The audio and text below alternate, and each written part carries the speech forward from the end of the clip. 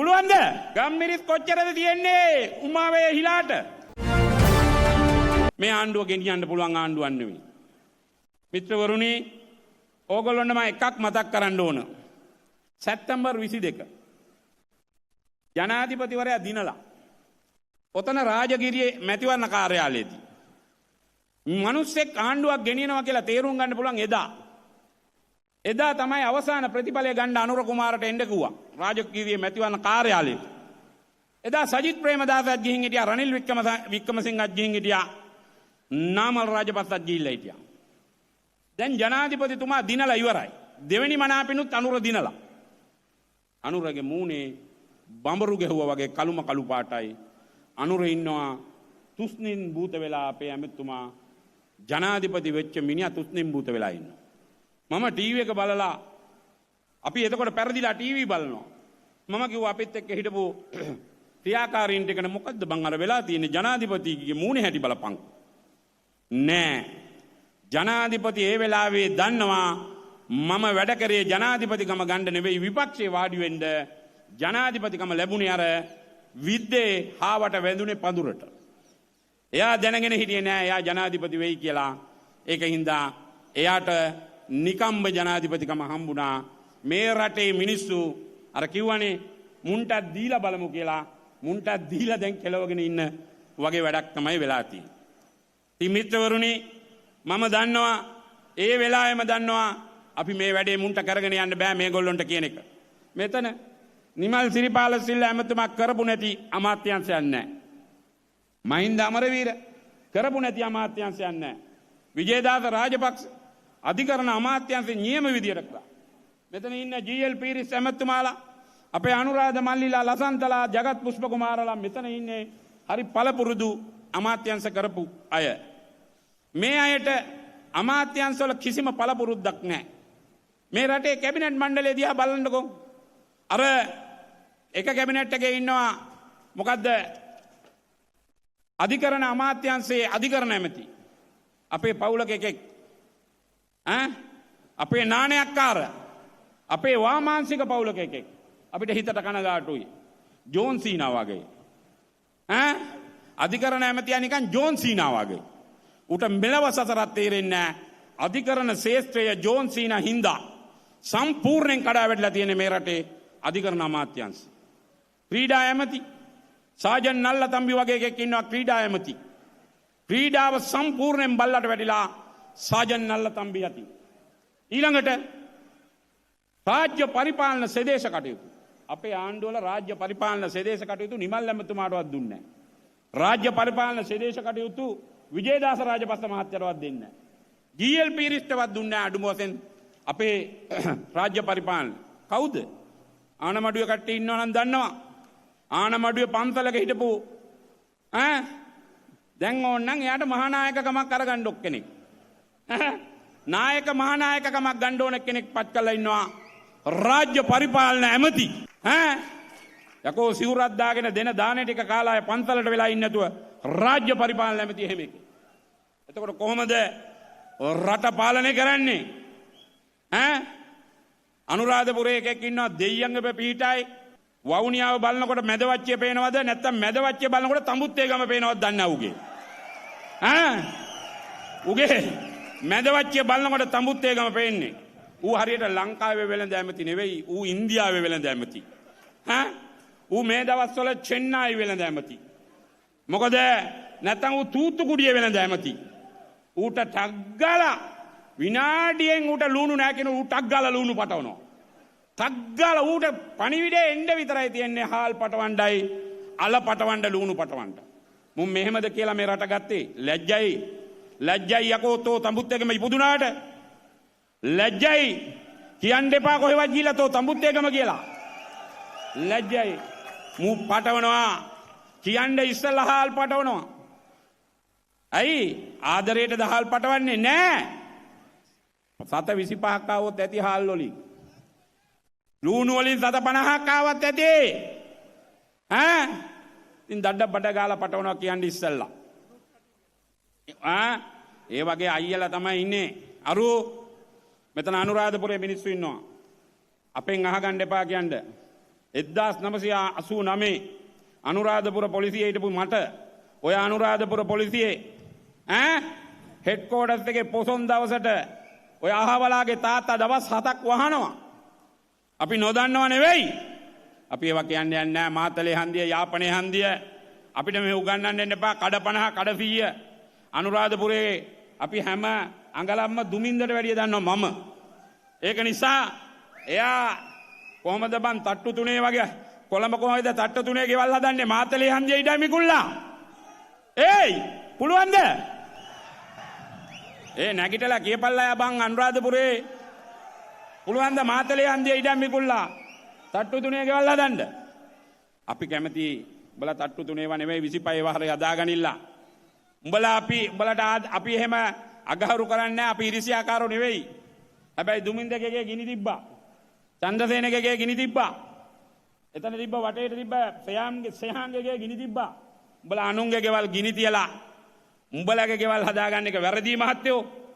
උඹලා අනුන්ට ඉරිසියා කරලා අනුන්ට වංචා කරලා අනුන් ගැන පාවා දීලා උඹලා එහෙම ගෙවල් හදාගන්න ගැන තමයි අපිට තියෙන ප්‍රශ්නේ. අද ඌ විතරක් නෙමෙයි මහත්තයා. නෝනලා මහත්තයලා අද එක්කෙනෙක් නෙමෙයි ගෙවල් හදන්නේ. හොඳට හදනවා. තරුණ අපිට කාන්තාවෝ දකින්නට තියෙනවා. අපි කාටවත් ප්‍රශ්න තියෙනවා. නේද නිමල් ලැමතුමා? හැබැයි අපි හිතුවේ නෑ ජනාධිපතිතුමාට එහෙම ප්‍රශ්න තියෙයි කියලා. හිටපු විදියට. අපි හිතුවේ නෑ මම නම් හිතුවේ විනීතව හැසිරෙන රටට වැදගත් හොඳ නායකයෙක් වෙයි කියලා. අපේ තිබ්බ ආසාව මොනවා වුණත් මූ අපේ පන්තියේ දුප්පත් පන්තිය ආපු එකෙක් කියලා. දැන් අපිට කනගාටුයි. එරාන් වික්‍රමසිංහ අද ඉන්ඩෝන අර එහා පැත්තේ මාලිගාවත්තේ ස්ටේජ් එකේ. එරාන් වික්‍රමරත්න මාලිගාවත්තේ ස්ටේජ් එකේ නගින එක රිකට් බෝඩ් එකේ සභාපති වුණේ කොහොමද? කොහමද නංගිලාට කරන්න පුළුවන් ඕන දෙයක් මේ රටේ? ඕගොල්ලෝ මහන්සි වෙලා මිනිස්සු ජනාධිපති කරෙව්වට වැඩක් නැහැ. සමහර නංගිලාට කරන්න පුළුවන් වැඩ තියෙනවා. නේද? සමහර නංගිලාට කරන්න පුළුවන් වැඩ තියෙනවා. ඒක නිසා ඒගොල්ලෝ ඒවා හරියට කරනවා දැන්. අමුදාපතිත් පත් කරනවා. CID ඩිරෙක්ටර්ලත් පත් කරනවා. මිනිස්සුන්ට වමනා විදියට නෙවෙයි පත් වෙන්නේ. සමහර අයට ඕන විදියට තමයි පත් වෙන්නේ. ඒ නිසා ලංකාවේ ඉන්න දුර්වල මාණ්ඩුව. අර අපේ පැත්තේ එකෙක් ඉන්නවා ගම්මිරිස් රිදිමාලියද ඉන්නවද අපේ බදුල්ලේ ගාපෝ? ගම්මිරිස් කොච්චරද තියෙන්නේ උමාවේ හිලාට ගම්මිරිස් ගස් 50ක්වත් නැහැ. උට උනට අවුරුද්ද ආදායම ලක්ෂ 21යිලු. අනේ නිමල් දිරිපාල ඇමතුමාට බැරි වුණානේ යකෝ ගම්මිරිස් කොච්චර බදුල්ලේ හිටියා ගම්මිරිස් අක්කර 10ක් දාගන්න. නිමල් දිරිපාල ඇමතුමාට බැරි වුණා ගම්මිරිස් අක්කර 10ක් දාගන්න. ඒයි දැන් හොරකම් කරපුවා දැන් හම්බෙනවා gediya පිටින් බිබිල මයියංගන පාරේ අපි නොදන්න ගෙවල් තිබ්බ ගෙවලුත් දන්නවා ජීල් පිරිස් මහත්තයා දැන් ගෙවලුත් දන්නවා. අපි ඉරිසියා කරන්නේ නැව්. අපි ඒ පන්තියේ මිනිස්සු. හැබැයි අපිට කරවුවේ ඒ විදියට නෙවෙයි. අපිව නඩු 8ක් පැටලුවා. අපි පෙරපාසල් බෑග් බෙදුවා කියලා. පළාත් සභාවේ සල්ලි විඩ්‍රෝ කළා මිනිස්සුන්ට වැඩ කරා කියලා. අපේ තව දෙන්නෙක් ඉන්නවා අර කස්සේ. ඩොලර් බිලියන ගණන් මංකොල්ල කනවා කැරම් බෝඩ් බෙදපු අපේ අහිංසකෝ දෙන්නෙක් අර කස්සේ ඉන්නවා. අසාධාරණ විදියට කැරම් බෝඩ් නඩුවකට පටලවලා අපේ උන් දෙන්නෙක් මේක අස්සේ දුක් විඳිනවා. උඹලට වැඩි කාලයක් නැහැ. සාධාරණ ඉෂ්ට වෙයි. උඹලා දෙන්න මේක අහගෙන ඉඳපල්ලා. උඹලා වෙනුවෙන් අපි ඉන්නවා මල්ලිලා අයියලා. ඒකත් මම මේ වෙලාවේ කියන්නේ. ඒ නිසා මිත්‍රවරුනි මරණේ කුණු වෙනකොට කොච්චර අපි ආදරය කරත් මැරුණම මිනිහෙක් වලේ දාන්න වෙනවා. ඒක නිමල් ඇමතුමා පවුලට, සහෝදරයන්ට, දරුවන්ට, ඥාතීන්ට දුකයි. මිනිහෙක් මැරුණම. හැබැයි මිනිහෙක් මැරුණම කොච්චර දුක් විඳත් වැඩක් නැහැ. මැරුණොත් මරණේ වලේ දාන්න වෙනවා. කොච්චර ඩීපීෂර් එකේ දාගෙන හිටියත්, කොච්චර පෝමලින් ගහලා තියාගත්තත් පුළුවන් ප්‍රමාණය තියාගන්න පුළුවන් ප්‍රමාණය ඉවර වෙනකොට මරණේ කුණු වෙනවා, වලේ දාන්න වෙනවා. එනිසා මේ ආණ්ඩුවත් කුණු වෙලා ඉවරයි. දැන් තියෙන්නේ වලේ දාන්න. මේ ආණ්ඩුව කුණු වෙලා ප්‍රතික්ෂේප වෙලා ඉවරයි. දැන් තියෙන්නේ මරණේ වලේ දාන්න ආය ගොඩ දාන්න බෑ. අපි ඔහොම ගොඩ දාන්න ගියා ගෝඨගේ ආණ්ඩුව. අපි 152යි 159යි ඒගොල්ලොන්ගේ. අපිත් ඕක ගෝඨගේ ආණ්ඩුව අපි ගොඩ දාන්න ගියා අද ගොඩ දාමු හෙට ගොඩ දාමු අනිද්දා ගොඩ දාමු කියලා. දැන් ගොඩ දාන පැත්තට නෙවෙයි යන්නේ. දැන් යන්නේ උඩට නෙවෙයි ආය පල්ලෙහාට යන බවට ආණ්ඩුව පත් වෙලා තියෙනවා. අද නුවරඑළිය රැස්වීමක් තියයි. මහරගම තියයි. ඇයි මට ආරංචි අද නුවරඑළිය කියලා තියෙනවා ප්‍රාදේශීය සභාවල ස්ථීර කරනවා මේ දවස්වල ස්ථීර කරනවා කියලා. උඹලා ස්ථීර කරන්න නුවරඑළියට එන්න ඕන කියලා. දැන් අද නුවරඑළිය රැස්වීමට යයි.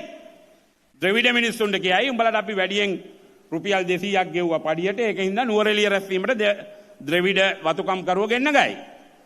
රැස්වීම සාර්ථක වෙයි.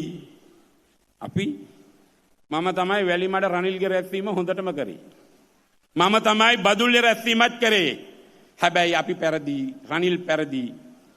ඒක නිසා ආණ්ඩුවට අපි කියනවා සෙනගාවට සෙනග අනිත් පැත්තට වැඩේ දෙන්න ගියාම ඔය ප්‍රතිඵලේ අපිට ආපු එකේ අනිත් එක තුනක් නැති වෙනවා ඕගොල්ලෝගේ තිබ්බ තුනක් නැති වෙනවා කියන එක මේ වෙලාවේ හිතා ගන්න කියන එක මේ කැම්බල් පිටියේ ශ්‍රී ලංකා නිදහස් පක්ෂයේ වේදිකාවේ ඉඳලා මම මේ ඕගොල්ලන්ට කියන්නේ.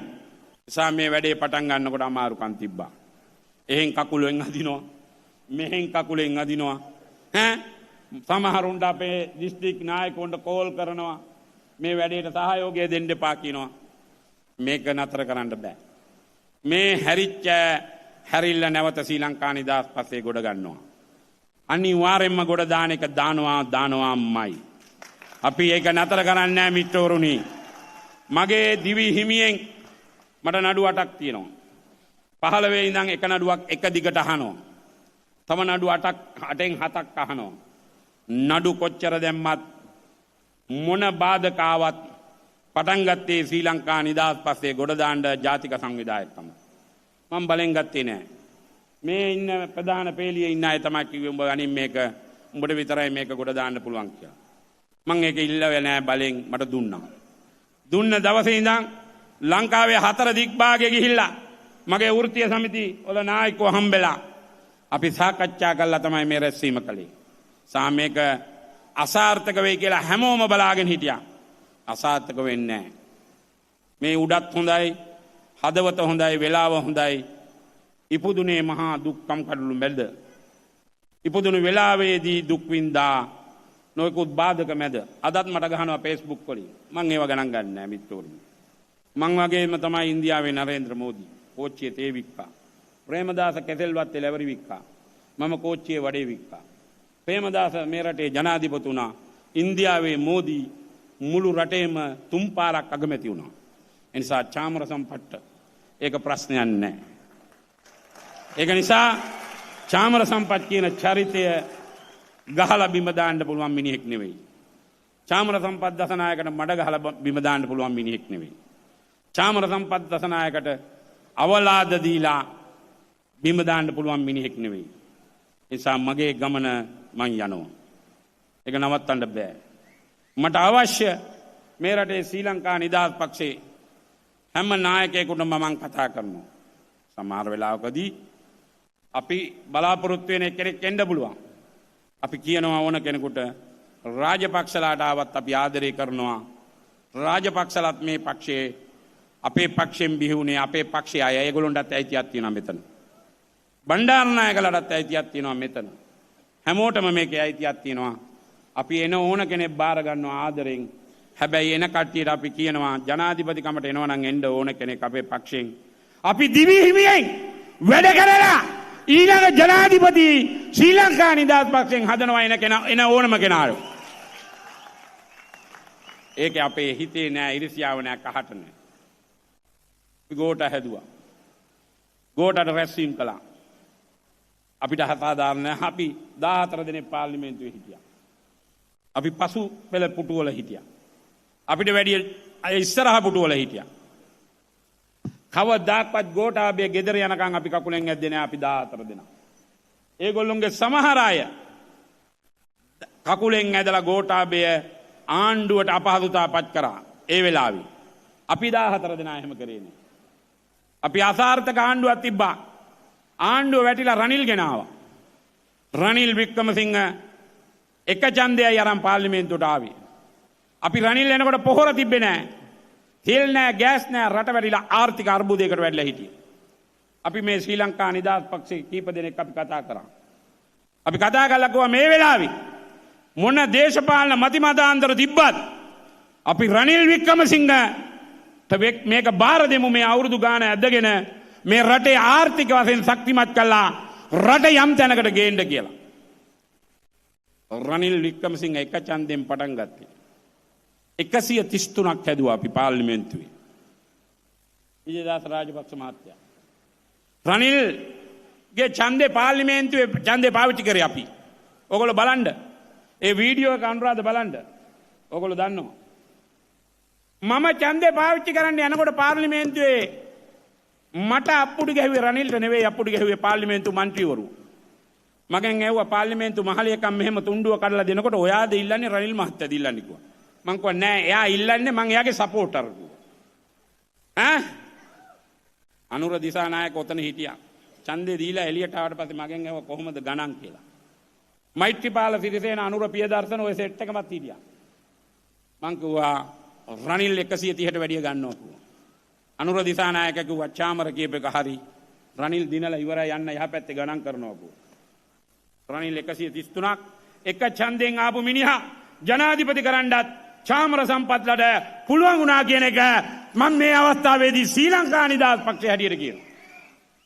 එනිසා අද මේ රැස්වීම අපිට මහ කජ්ජක් නෙවෙයි. අපිට කිව්වා අපි මේ ක්‍රීඩා පිටිය කියන්නේ මේක තමයි කොළඹ තියෙන ලොකුම එක. මට කිව්වා අර මොකද පාක් රෝඩ් මොකද ඒක? පෙරටු ගාමින් කරන්නේ. අපේ පක්ෂ කාර්යාලයට යන්න. හයිට් පාක් ගන්න කිව්වා. හයිට් පාක් එකේ දාන්න පුළුවන් 1000යි. මං කිව්වා ගෝල් පේස් දෙනවා නම් දෙන්න පුරවලා පෙන්නන්න. බැරි නම් ඊට වැඩිය ලොකු එක කැම්බල් දෙන්න අපි පුරවලා පෙන්නන්න. ඒක නිසා මිත්‍රවරුනි අපි ඒකත් පුරවලා පෙන්නවා. මේවා එච්චර දේවල් නෙවෙයි. ආණ්ඩු නැති වෙලාවේ වැඩ කරන්න අමාරුයි. මම මේ ආණ්ඩුව වෙනුවෙන් ආණ්ඩුවට විරුද්ධව පටන් ගත්ත දවසේ ඉඳන්ම පාර්ලිමේන්තුවේ ගහපු එකම මිනිහා මම. ඒක කාටවත් නෑ කියන්න බෑ. පාර්ලිමේන්තුව මේ ආණ්ඩුව ආපු දවසෙන් බිය නොවි ආණ්ඩුවේ වැරදි එකින් මේක හෙලි කරපු එකම මිනිහා චාමර සම්පත් කියන එක මේ රටේ ජනතාව දන්නවා. ශ්‍රී ලංකා නිදහස් පක්ෂයේ උරුමයෙන් ආපු එකෙක් තමයි කියන එකත් මේ රටේ ජනතාව දන්නවා. අවසාන වශයෙන් මම එකක් කියලා මගේ කතාව අවසන් කරනවා. සියලු දෙනාට රෑ බෝ වෙලා ගෙවල් වලට යන්න කාලේ හරි අද පොයේ දවසේ දෙයියන්ගේ පිටයි අපිට සහයෝගය දුන්නාට දැන් අලුත් වැඩක් වෙනවා. ඩිජිටල් හැඳුනුම්පත දෙන්න යනවා ඕගොල්ලන්ට. ඔක 2023 ආවේ. රනිල් වික්‍රමසිංහ ඔකට බිලියන 5ක් වෙන් කරා. බිලියන 3ක්. ඔක්කොම බිලියන 5ක් වෙන් කරා. දැන් මේගොල්ලෝ කරන්න යනවා ඒක ඉන්දියානු සමාගමකට දෙන්න. දැන් ටෙන්ඩර් කැඳවලා ටෙන්ඩර් වහලා ඉවරයි. දැන් හැඳුනුම්පත අපිට දෙන්න යන්නේ ඕගොල්ලෝගේ ඇඟිලි සලකුණු වලින් ඉස්සර හැඳුනුම්පත දුන්නේ මිත්‍රවරුනි. දැන් දෙන්න යන්නේ S2වත් අරගෙන තමයි ඩිජිටල් හැඳුනුම්පත. ඉන්දියාවේ තමයි එතකොට අපේ ලංකාවේ තොරතුරු සියල්ලම තියෙන්නේ. අන්න ඒකට ටෙන්ඩර් කැඳවලා තියෙනවා. සාමන් ඕගොල්ලෝගෙන් ඉල්ලීමක් කරනවා. මේගොල්ලෝ 89 අපේ ඩෙන්ටි කාඩ් පුච්චලා එකතු කරපු අය මොකද්ද කිව්වේ? මේගොල්ලොන්ගේ පන්ති පහේ එකක් මොකද්ද?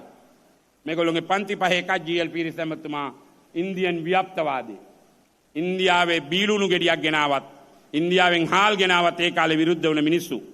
අපේ අහිංසක මිනිස්සුන්ගේ ඩෙන්ටි කාඩ් ටික ගත්ත මිනිස්සු දැන් ඩෙන්ටි කාඩ් එක දෙන්න හදනවා ඉන්දියාව හරහා.